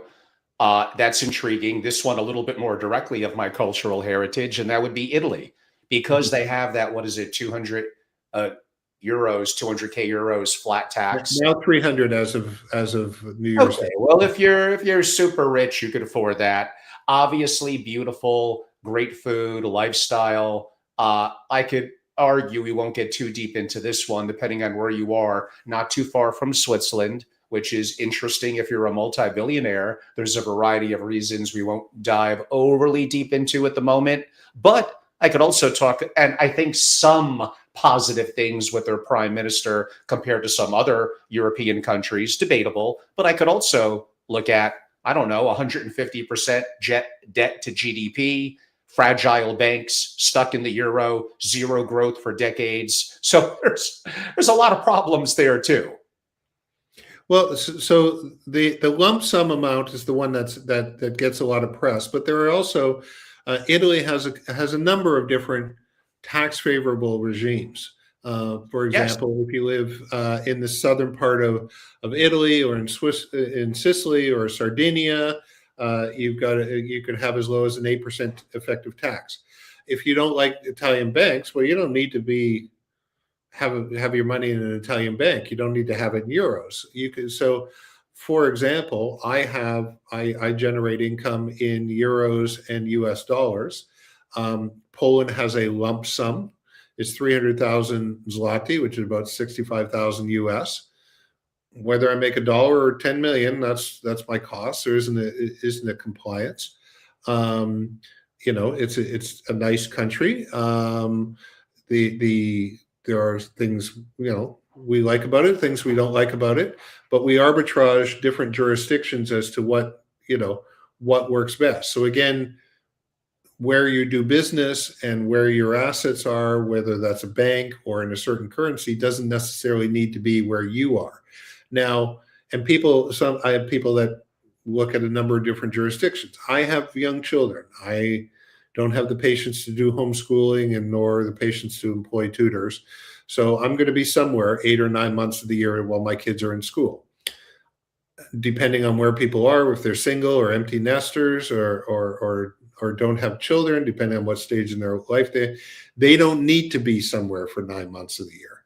So they can basically, either if they have to be tax resident in a jurisdiction, they can do that. That's a function of what their citizenship are. But if you're an American who's given up U.S. citizenship, you're not required to become tax resident somewhere else. You may choose to from a lifestyle point of view because you don't like running around, but you could easily, as an expatriate American, spend a couple months in Italy, spend a couple months, in Australia, spend a couple months in the United States and not be subject to tax anywhere, have your money in investments or in asset classes that you like, not have reporting requirements, not have taxation requirements. So you arbitrage, enjoy all the good things without any, and avoided the negative things. And David, if I could mention a couple of countries and we could go rapid fire on them. You mentioned one of them that you're potentially looking at, and that would be a beautiful country as well. Again, Europe has many awesome things that I so enjoy. It's the politics, the taxes, depending on other perspectives. Portugal. So give us the quick going round robin, good and bad in 60, 90 seconds. So Portugal has a coalition government, as many European countries do. It is now dominated by the socialists, but they need to kind of pull in together. It was sold. They sold a lot of these golden visas. They sure did. As a lot. However, the processing. So one of the things is. I do not take commissions from third parties, from countries or fund managers or from property developers in Greece. So I am unconflicted and agnostic. In fact, if there is a commission paid, I flow it back to the client. So in Portugal, a lot of people were sold these golden visas, and the government specifically brought in a policy where they delayed, and so now it's up to 4 years. 3 or 4 years to process that golden visa application. They've also moved the naturalization period from 5 to 10 years. So again, there's a number of different, I look at all the different options and things. It's a beautiful country. If you're we loved Madeira. We didn't end up deciding on that place because it's an island in the Pacific or in the Atlantic. And during the pandemic, they literally closed the airport. And it's not like, Bermuda, you can actually get to New York by boat. You're not going to Africa or Portugal by boat easily from Madeira. And so we decided, no, we didn't want that. Cascais, the Portuguese changed the tax system. They had something called the non-habitual tax regime, which was fairly favorable to us. They changed some rules on there. It wasn't as favorable. I don't mind paying some taxes. I pay taxes now, but what I think is quite reasonable for police and some of the services that they have. But I am no longer willing to live in a jurisdiction which says your premium to live here will rise based on your income, but your benefits will not. One of the things in Canada, people say, "Oh, we got free healthcare." Oh, you don't have free healthcare. You pay a premium every April 30th, and that exactly. premium is depending on what your income is, but the level of your services don't. Poland has a national health service, which I could very well use. They also have private healthcare coverage, which I take advantage of because I like having a little app and making appointments and seeing doctors. That afternoon. David, keeping you and I to probably 60, 90 seconds is almost impossible, but I'm Yeah. trying. France. I could go into what, a 60% inheritance tax, but who am I? Good and bad.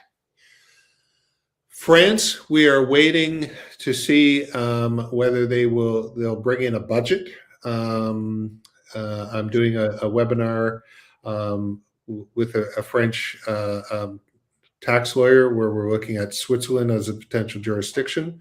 France is a beautiful place. You may want to have, a beautiful year or whatever the Russell Crowe movie was, on a winery and all very nice. There, you can live there under the current rules. You can mitigate some of the taxes. The problem I have in France is, despite my last name, which is Lesperance, which is the hope, is I don't have much hope for the stability. It is politically, it is, throw a bunch of weasels in a bag. I mean, they can't agree on, sun rises in the east and sets in the west. So I don't think that's a very stable place. And I have a lot more people French leaving than I have people who are going in. So kind of like Spain, kind of like the UK. Basically says it all. Switzerland has been covered so much. We'll do more on it, including with David, even a little bit of other areas in Central Europe, including Germany. Why don't I switch to, now it's a little unique from a citizenship perspective, but overall maybe more residency, but I'll allow you a freedom on it. And that would be Monaco, or at least as long as France allows it to exist. But I'll let you talk. Great place if you're not French. Particular lifestyle. I had a lot of clients. We looked at. I did when labor came in. I did a webinar, which I'm doing an updated version of later this spring, called "We're Out of Here," where I looked at 17 different jurisdictions. And my first question to my Brits was, okay, what would sell at the breakfast table? Monaco is very expensive. You basically live in flats. It is you better like CCTV because every inch of the place is monitored. I happen to have a couple of F1 drivers as clients, but you go a little nuts with the noise during race week. I go to Monaco, at least once a year for the yacht show. Nice place, but I wouldn't. It's not on the Lesperance family list, but some people love it. It does not have tax treaties, which is an interesting thing. For example, if you want to spend more time in another jurisdiction that has a day count, you want to rely on a tax treaty to get over the normal day count to rebut that presumption you're a taxpayer.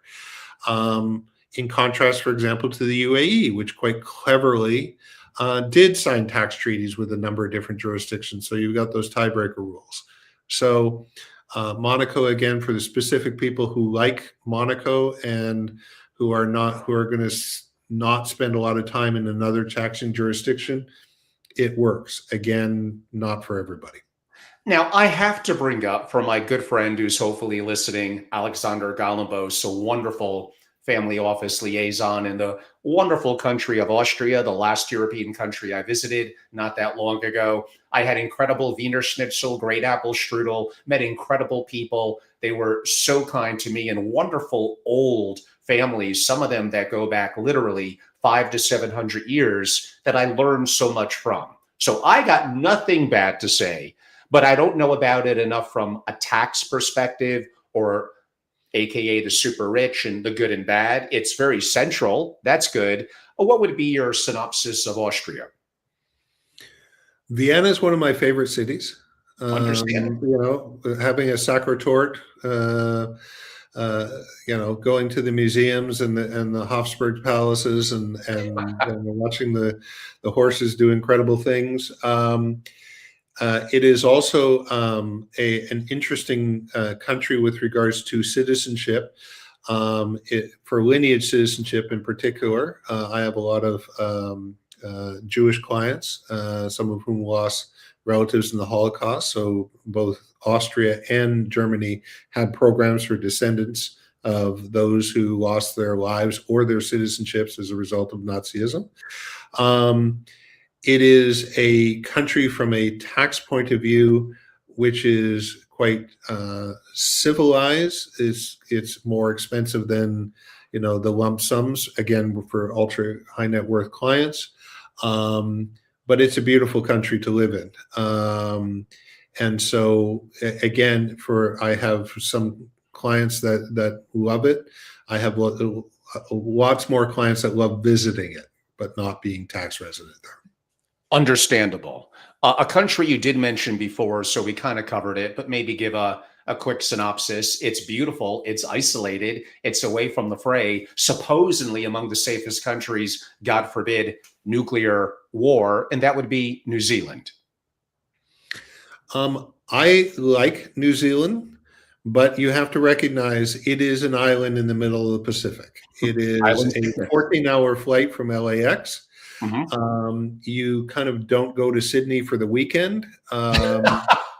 It's which is a good thing and a bad thing. The lifestyle is very kind of laid back. As you never say to a Canadian and call them an American, you never say to a Kiwi that they're an Aussie. There is a wonderful investor visa, and I have a lot of clients that are now getting it as an insurance policy. Basically, you do an asset reallocation, the equivalent of either 3 or 6 million USD. You take some vacations there, and you can get permanent residence, never becoming tax resident, never spending another day in New Zealand after you get that permanent residence. So for ultra high net worth clients, it's quite popular to get as an insurance policy should the event occur and you want to bug out there.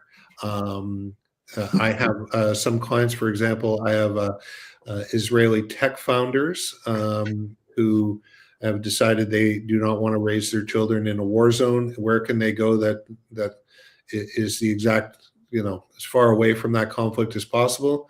And True. They're moving to Auckland because there's a very vibrant Jewish community in Auckland. So again, very specific for each family. And Beautiful. David, a country out of the blue, it's in Latin America. I think it has about the lowest buy-in to citizenship as I can imagine. It's not reporting to the CRS. I look at that as being a positive, but I am sure it has some challenges, and that would be Paraguay. Yeah, Paraguay and Uruguay are two countries that we look at a lot for stability. For if you're setting up some family offices, I just did kind of a survey of the different countries for a client for establishing a family office. They ended up opting for Uruguay. It's very stable, good lifestyle. It is also for the person who kind of wants to lay down and have a residence with minimal physical presence and get a Mercosur country citizenship. It is also a good option for that. Uruguay is also kind of an up and coming. Argentina, which is on the Lesperance list of potential countries. Buenos Aires, beautiful place. I remember you said Buenos Aires. Yes. Yeah. If you make money outside of Argentina and you make it in a non-Argentinian currency, you can live quite well playing the very tax efficient, and by playing the exchange game, you can live a very nice life at a very reasonable price.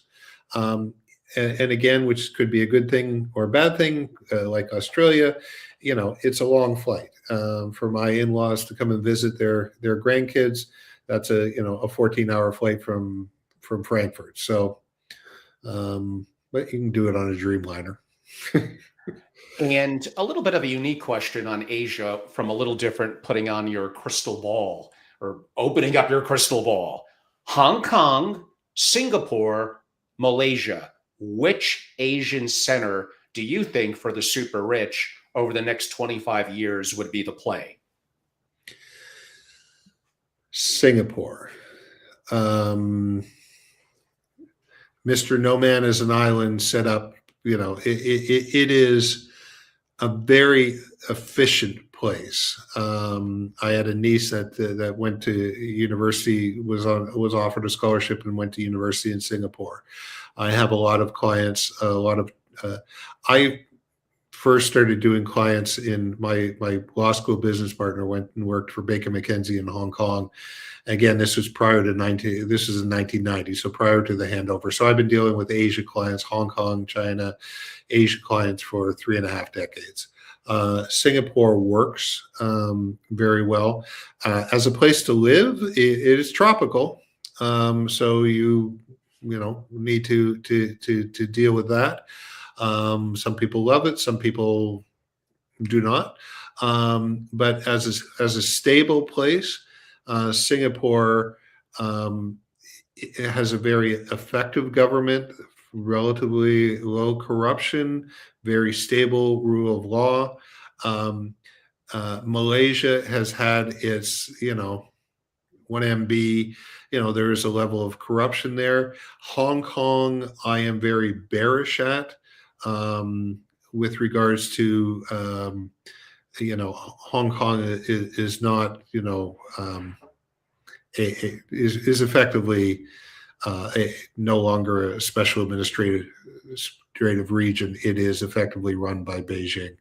It has some different rules, but it is, thoroughly under the, 2047 happened in 2020. And still a fair amount to cover, David. One question did come in asking about effectively U.S. and Israeli quote unquote citizenship, talking about, I think, what Israeli 10-year tax deferral, and then has a part two. But let's start with that from an Israel perspective. I have a lot of Israeli tech founders. A lot of them would have met during their time in the IDF. We had so many of them. This is prior to October 7th. That were looking to move to the U.S. And I did a 2-part series for Bloomberg Tax on the tax and immigration strategies of tech founders moving into the U.S. Israel does have, for Israelis under the law of, or Jews under the law of return, and actually non-Jews can go in also. There's a very favorable tax holiday regime. There is an exit tax if you're an Israeli moving out of Israel, but it's not. There's some planning that you can do on that. It's a very vibrant entrepreneurial country. It is, it's the geopolitical risk and lifestyles. Again, some people are very attracted to it. Some people, like the couple who are moving to Auckland, are not. It is definitely that startup nation entrepreneurial vibe is definitely there, and the tax regime, it is not citizenship-based taxation like the United States. It is a residence-based taxation system. And if I read directly the question, it talked about dual U.S. and Israeli. Henceforth, although you have the fluidity of the Israeli passport and more freedoms in Israel, you're still tied into the U.S. tax system, correct? Yes, you'll be an American living abroad. So anybody who's interested, on my website, there's actually a white paper that I did on, no matter whether you're moving to Israel or Canada or Portugal or Singapore, you're an American, you have ongoing U.S. tax liability and financial reporting liability, financial banking reports, PFICs, all those good things. All that stuff is covered in the white paper for those who are interested. And so you will have, again, you'll have foreign tax credits and different things. Again, all that's covered there. But effectively, your global tax rate will remain the same. Of course, you won't have a state level of tax because you're no longer resident in a taxing state. So I've had clients, for example, that move from New York, where you have both city, state, and federal tax, move to Israel, and their total effective tax rate dropped because they no longer had the city surtax and the state level tax.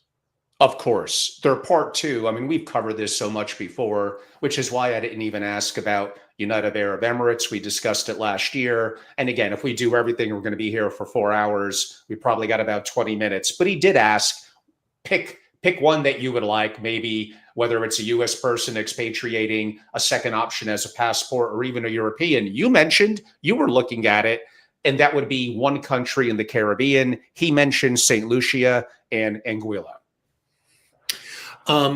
So we were looking at Bermuda, which is a British overseas territory. It's also not effectively the Caribbean, so it has a certain different climate. The other thing that attracted us to it is the housing. If you've been to Bermuda, you've got these white stone roofs and stuff. The building codes, if there's a hurricane that hits in a lot of the Caribbean islands, you pull out the FEMA tents.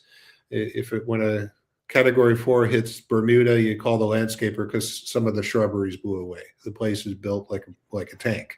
So we liked that. St. Lucia, again, very gross generalization here, so my apologies in advance to anybody of Caribbean descent. But basically, the Caribbean is one of two things. They're either sandbars or the tops of volcanoes. So St. Lucia is, a beautiful place, and it is, very hilly and mountainous and stuff. It is really starting to develop. It is in the hurricane path, which you don't, for example, get in Barbados or the ABC Islands. And so it's again a beautiful place. I have a client of mine who is was a big gaming person that has moved there and loves the place. And switching over a little bit to your country of birth. Now, when I think of it, I still think a couple of years ago of the trucker protest, of freezing bank and crypto accounts and threatening family members and others that wanted to help. Yes, the transition to Mark Carney, former central banker, now PM. And you hinted at it relative to a little bit of a hybrid between a little more of the US and the UK system. There are many aspects. Canada is a huge country, incredible natural resources. Again, so much beauty and so much great culture of their own, but underlying just very different than what I'm used to being an American, from, again, what I would define as a little bit of my liberties, my freedoms, and a culture to me that has went far left, far woke. I'm not even sure they had a little swing back, but there's elements of Canada. If I was an American, well, I am an American citizen. It's a neighbor. It has vast wilderness where I could be isolated, especially in the West. I would still consider it, shockingly to people, as if I have multiple passports. Maybe it should. If I'm an American and I want easy access to another country, that might make my play. So I'm giving you a little bit of a long-winded question, one that may hit closer to home given your background and heritage. Why don't I wind you up and let you go on Canada, David? Okay, so again, like New Zealand, some people like aspects of things in Canada, some people don't. So assuming you like Canada, it does have the advantage for Americans of you can move to places where it's relatively easy to get to and people to get to you. You can stay in your same time zone, etc. It is very familiar to you with regards to culture and lifestyle, from McDonald's to, Sam's Clubs to whatever. The main problem I have with Canada right now is the immigration. Even if you want to go there, the immigration system is completely mucked up. And you could say that was, and certainly I would agree with you, that was based on government policies which were not economically driven.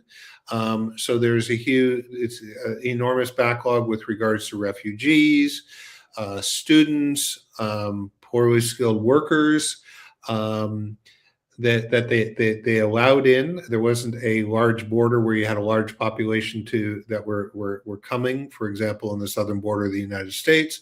So, but they were let people fly in on fairly dubious, from an economic point of view, and that system is completely jammed up to the point where clients, immigrants, they would want to get into into Canada, entrepreneurs, investment, etc., can't get in.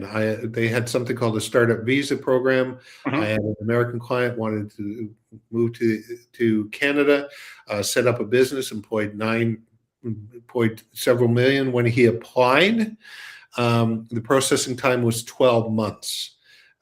He had to pay because they brought in a special tax because he was a non-resident. He had to pay, almost 700,000 US in this extra tax. But he thought, well, the rules are if I get permanent residence in 3 years, when it's 12-month processing time, I get that refunded. So, okay, there's a, cost value of money there, but that's fine. With the processing, he still hasn't got permanent residence. That processing time right now, according to the website, is 10 years. So I would love people to come to Canada and contribute to the tax base and employ my extended family and do those things. Unfortunately, as a agnostic advisor right now, Canada is just not workable. I probably should have brought this one up when we were talking about the benefits of coming into America, whether as a citizen or green card or not. And again, there are massive advantages. Trust me.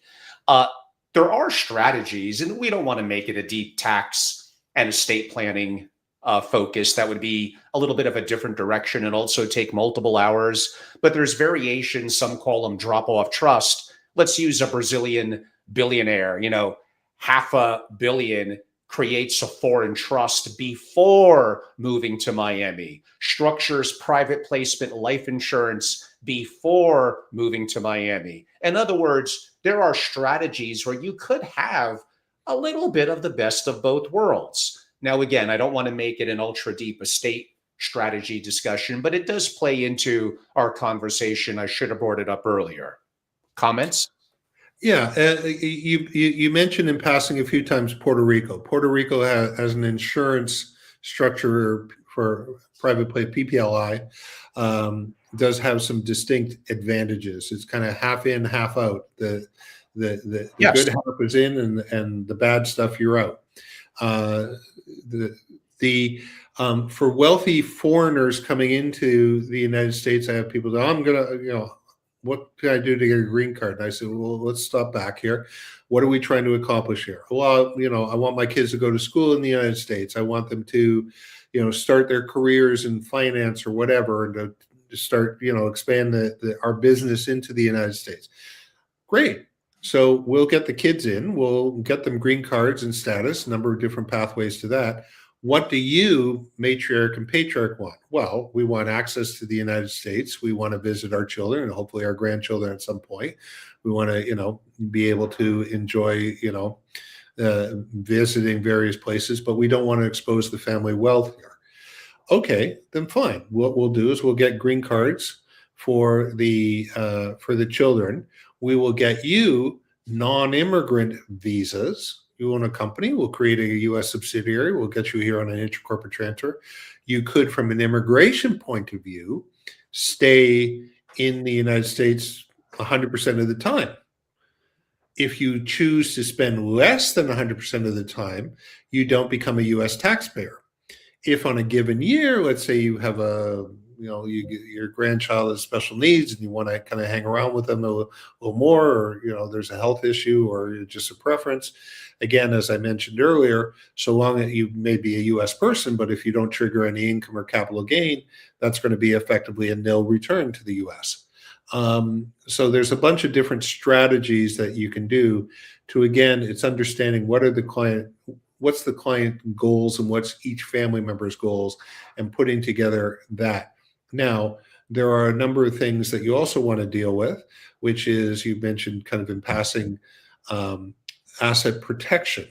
The threat is usually not some stranger that slips in your pool or on your sidewalk. It is usually a future ex-daughter or son-in-law or an ex-spouse. I have 11-year-old twins. Statistically, one of them is going to get divorced. I bet on my daughter because she already thinks the bad boys are cute. So there's two conversations she could have in the future. One is, honey, we're getting married in 2 weeks. I need you to go get independent legal advice from this lawyer. Or, honey, it didn't work out. I know you expect half. Unfortunately, that SOB father of mine put it into a trust when I was 6 years old, so you get half of nothing. And so that's where, again, you want to be able to look at moving the assets out. Then you supplement it with but the key is you have a structure so that just the pot of gold is completely unavailable to the potential litigant. Okay, David, we're probably going to run a little bit later, but I'll try to be concise in our, let's call it our final 15 minutes. I do have to cover a subject. I believe it made my title. I shouldn't have waited this long, and it may get a little edgy, and that's Venezuela, because it's not really going to perfectly relate to a discussion of, I want to move there. Although, hey, you never know. It probably is a little more geopolitical and may get a little sensitive. So I look at it from the perspective of Trump kind of maintaining the Monroe Doctrine, going back to one of our former presidents, that this is our hemisphere, and past presidents have let it lax a little too much. And influence from the only other world power, China, has gotten too strong. And we could talk about oil. We could talk about rare earths and the impact on AI, which absolutely is going to be incredibly impactful. So at the end of the day, after my commentary, Maduro was effectively extracted by the US, grabbing a sitting head of state of a relatively small to mid-sized country. And this brings up the bigger picture. You could throw in your personal opinion, people you talk to around the world, non-US. What does this mean for sovereignty?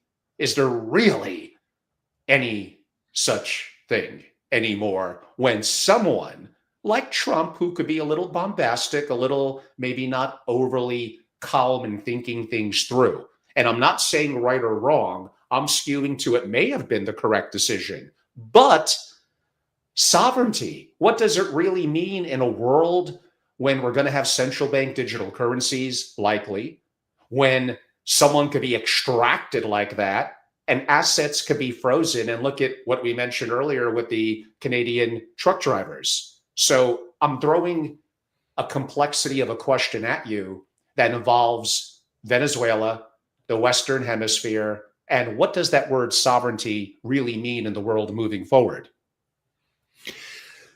There's a number of geopolitical issues that arise as a result of that, from now Greenland to other places to NATO, etc. I tend to look at these things because I am I'm a little more attuned with the sovereign individual. How do I, as an individual who's arbitraging for my assets, different jurisdictions and things? There are some great things about the U.S., and there are some things that are not so great. So if I look at it from a geopolitical issue, to me, the oil idea, going in for the oil doesn't make much financial sense to me. I think it is more of exerting power in the United States, for the U.S. exerting power and in its sphere of influence. If it withdraws from the rest of the world, I think that is actually not a show of strength as opposed to weakness, but it may show, if they continue in the rest of the world and show extraordinary power in their sphere of influence, the Monroe or Donroe Doctrine, that'll have certain implications. If we look at Guyana, is kind of like oil, is kind of like Texas, sweet and light. Venezuela is kind of like the tar sands in Canada, which is heavy, mucky, requires a lot of work in order to get it usable. The infrastructure, it's a very interesting rollout as to what's going to happen. It is a country which was Maduro was at the head of effectively a number of different, probably a better analogy would be kind of um, boss of bosses, but he doesn't control all the five families. In fact, every little area has these collectivas that are, if that's, I may have butchered the name of that, but they're basically local controls. So, I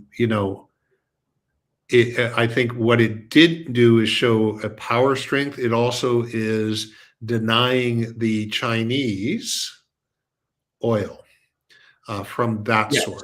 The Chinese are getting oil. So if you look at kind of where are they getting oil from? They're getting oil from Venezuela, Iran, and Russia. So now, Iranian oil is, there is a choke point that you can stop Iranian oil from getting from Iran out to China. For Russia, there is, there is again shipping point. But you're going to have to spend a lot of money, which Russia doesn't have, which China does have in building a pipeline. But there's always, people forget there is a rivalry between Russia and China. If you know your history with regards to Siberia, the Chinese consider that Chinese territory, and the Russians, the Tsar took that. So it's definitely, may you live in interesting times, which really shakes up the world. My particular focus with my clients is avoiding the second Chinese curse, which is may you come to the attention of the emperor. So how do you, as an individual, with you and your family, with your assets, protect your wealth and well-being, your family wealth and well-being? Since we've been on there, the Danish and prime minister has been sitting.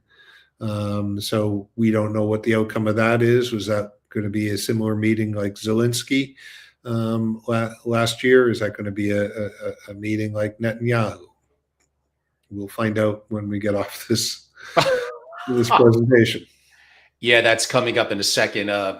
Brief commentary we'll get from you as we take it effectively to the home stretch. I did kind of want to go over, we're going to put it on the cutting room floor till next time, the OECD, Organization of Economic Cooperation and Development, a little bit of, some would say, a globalist tax cartel, but we'll save that for a discussion for a different time. There was just so much to discuss with David at the moment as we begin now to take it to a home stretch. I'm going to look if any more questions came in from our live audience. And since you did bring up Greenland, I'll briefly bring it up as well. Again, I'm assuming, you being non-American, being based in Europe, that they're aghast over someone like Trump. I could argue I understand. He is brash. He runs on emotions. He's not a unifier. But that doesn't mean that some of the intriguing policies, or haven't been intriguing, from tariffs to others to securing our borders, have not been good for Americans. Again, I'm trying to take politics out of it, but I do understand traveling the world. Unlike many Americans, he's probably not overly looked on too favorably. That doesn't mean that they're right, by the way. And that's going to be an important part of my next comment. I get it. It looks a little bit exerting power, you said, with Greenland, him claiming it's valuable for not only rare earths, etc., but really for global positioning against, quote unquote, and he'll throw in the West enemies, and that the US taking control over it would be good, quote unquote, for Western countries. I'm assuming there would be an offer made to the citizens to make them wealthier, for lack of a better word. And maybe the days of the Danish, that is no longer really helpful in the world order that we have now. Now, this could get into a deeper conversation about the WEF, about Brussels broadly from a European perspective. And again, I'm wickedly disappointed in everything in that direction that I noted. So I'm not going to say whether I think on the surface it's right or wrong. I do think it's intriguing to consider, but why don't you give me the global perspective? Thank you. Okay. So let's look at the term rare earths. Rare earths doesn't mean like diamonds that they occur rarely in the world. What they mean is that you can take a chunk of dirt in the United States. It's just very difficult to extract it, and there is a great ecological cost in that extraction. China cornered the market on rare earths because they very early on recognized that it was important, and they were willing to pay the environmental price to do that. Going in rare earths in the Ukraine, you're in a war zone that adds a difficulty and cost to doing that extraction. In Greenland, that rare earth is under a bunch of ice and very harsh conditions. Again, extraordinarily, you'd much rather be in a nice temperate environment in Kansas and doing that. So it makes no sense going after it from a rare earth point of view. From a military point of view, there are certainly Russian submarines. I'm sure they're there. The United States is already bordering with Russia in Alaska.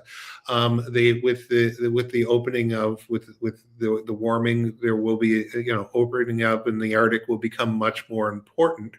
And so having bases there, the old wire system, across northern Canada, et cetera, to show early detections of ballistic missiles is kind of been replaced by lower orbit satellites, so that is not there. But it is important to have, I think, from a military point of view and protecting the homeland of America, that they have a strengthened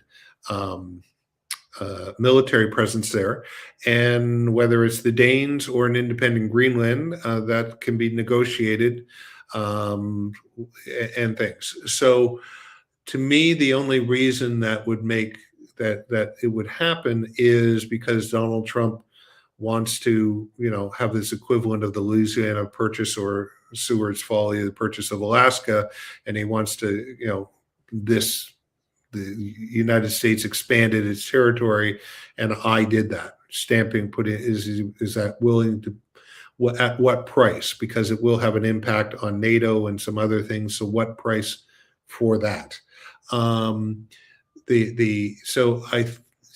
me, it comes down to, if it's for military purposes, we're willing to do the military expansion and presence in the United States.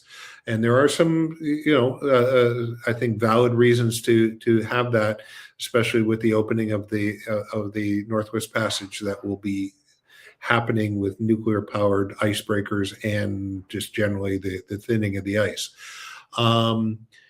and things. So I don't get the logical. So Mr. Spock doesn't get the logical argument for it, but for the emotional reason. And as you mentioned, he does some things that for emotional and not particularly logical reasons. What will happen in Greenland? I don't know, and things. So. And at what price to do that with regards to NATO? Stephen Miller's right. Nobody's going to fight it. So you're not going to actually have to spend a lot of blood and treasure to invade it.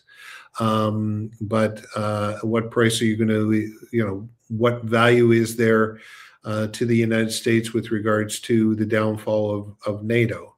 I was traveling through a lot of the smaller NATO countries earlier, just before the holidays, visiting, and they are now, and Canada is also guilty of that. They relied way too long on the United States will pay for it. We don't need to put some of our money to our national defense. That is drastically changing. And Poland is certainly changing. Poland already spends 5% of its GDP because they're basically on the front line.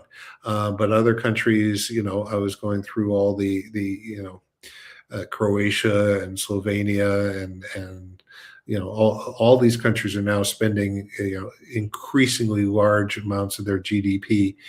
So that's a good thing. But I think that was so the tactics to get the NATO partners, and including Canada, absolutely to kind of pay the proper tithe. It was a good thing with that Trump 1.0 and 2.0 has done. I think, though, the collapse of NATO will be a detriment to the United States collective security. But all very good points. Could also, some people make the argument, maybe we don't want certain countries in Europe and others to get more military might and power and flexing their muscle, that maybe we do like to be the quote unquote police of the world. Good or bad, I'm just throwing it out there. What I will note a little bit on that, given some of my focus on issues around sovereignty, geopolitics, and some level of military fluidity, and the work that I'm doing around AI, is militarily, things are changing rapidly. Space tech, drones, bioweaponry. What worked as a military in the past, AKA even 5 years ago, is very different moving forward. But again, a subject we could dive deeper into in the future, but one that we like to think about in our podcast and my organization, covering subjects that are deemed to be somewhat sensitive. I'm not saying I have the answers. I have more questions than answers, and I'm wrong a lot. But I'm not afraid to bring up the discussion and bring in wonderful thinkers and thought leaders within the privacy of my group and the confines of my membership to go over tough things like this and what some solutions could be. Two final, very quick questions came in from the audience, and they're much lighter than the last two subjects. One of them would be, effectively, what do you think of a digital nomad visa? Very useful bridge document. One of the good things that came out of the pandemic for the countries, you have to prove no criminal, that you've got medical coverage, and that you've got a certain level of money. So again, there's no burden, there's no marginal cost to having it. You've got long-term tourists that used to spend a lot of money to try to get, spending money in your restaurants and employing legal people. We use the digital nomads quite a bit as bridge documents. So even though you may have that entitlement to the Irish or the Italian or the Polish or whatever lineage citizenship, those take time to process. And for Americans right now, or any actually non-European resident or citizen or visa holder, you're restricted to being in Schengen, think continental Europe, for 90 days every 6 months. And the controls, they have entries and exit controls. It's quite serious. So if it's everything from I want to get on a bicycle and bicycle around, Spain and Portugal and France for 4 months, well, you can't do that as an American, but you may get a digital nomad visa. You don't need to be in this country for a specific period of time, so you can choose whether you want to be tax resident or not. Gives you access there. Wonderful kind of bridge document, no investment requirement, like a golden visa. And lastly, we might have brought it up last time about a year ago, the uniqueness of a country in Europe like Estonia. Estonia, interesting country. Their kind of unique selling proposition was that they computerized a lot of the government process. They brought in something called e-residence, which allowed you to have a government documentation it didn't give you the right to live in Estonia. It didn't give you a pathway to citizenship, but it was a very useful document for those who had poor travel documents or it was difficult to have documents. There are a number of other, Nauru, for example, brought in a similar type of e-residence program. It is European in the sense that they are increasing with regards to the tax and reporting requirements. So doing a company is very efficient, but is it tax efficient? Very efficient to set up and maintain, but it's now getting into a question of whether it's tax efficient. So again, you need professional advice and you need to make sure comparing it, what's usefulness for e-residents. Very cheap, very easy to get, assuming no criminal background. But from setting up corporations and things, there's a reason that's the guys who started Skype and Revolut left. That is true. David, we had a great 2+ hours. You're an incredible guest. I'm so appreciative of you sharing your incredible knowledge and creativity in your thinking and global perspective on sovereignty, taxes, and other with our audience. For those that would like to learn more about you online, any subscriptions, newsletters, or directly ways they could reach out, how could they learn more? Well, they can go to my website, which is Lesperance Associates, same spelling as my last name. Both my personal and firm LinkedIn, I post quite frequently and on a variety of things that are happening. That's a good follow. On my website, you can subscribe to my blog. I have a number of white papers on there. I'm very frequently quoted in the media. My wife said that I finally arrived because I was in the New York Post recently in the California Tax. She is correct, of course. But she told me if I ever appear on page 6, then I can soon be one of the departed. Really LinkedIn and subscribe on the blog on the website, and do roam around. You'll find quite a bit. I mentioned some white papers that I think are quite interesting for a lot of clients, especially Americans. Appreciate you, David. And for those of you that did ask, how does David spell his last name? It's Lesperance. That's David Lesperance. David, it's been incredible as always. I'll give a brief, by Angelo standards, a brief close. First of all, it was great having David on. I'm just curious. I learned so much from him. And thank you all for your great questions as well. This is absolutely, there's several subjects I'm just really deep into within the world of great wealth and family offices: geopolitics, macroeconomics, and investing. Broadly circling back, not just to single family offices, but sovereignty, being someone who does believe in freedoms and my perspective, and having libertarian perspective and views. I think the importance of what is mine, what I've worked for, the ability to mitigate taxes, but having fluidity and optionality in terms of multiple countries and being strategic in my thoughts and the decisions I make. I mentioned earlier, don't overly optimize for taxes. It is important, but think bigger picture, which could relate to governance and family and other perspectives with the country you're aligned in. What single points of risk and exposures do you have? Not just in countries and banks, investments, in private companies. And things change so rapidly. At the end of the day, governments have the ultimate power and control over military and finance, economics of the country, bad decisions that lead to inflation. There's so many different things that even as a billionaire, you effectively have zero control over. You have control over your thoughts, the decisions that you make, and the optionality that you have. My views, and somewhat bringing in David, may take some of your time and energy and may cost you some money initially. Is it going to make you sleep better at night? Is it going to be better for the security of your family over generations? And effectively, isn't that what is worth it?